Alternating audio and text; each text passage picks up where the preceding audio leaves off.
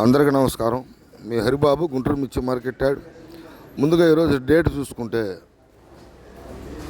November 18, 2025. ఈరోజు మంగళవారం.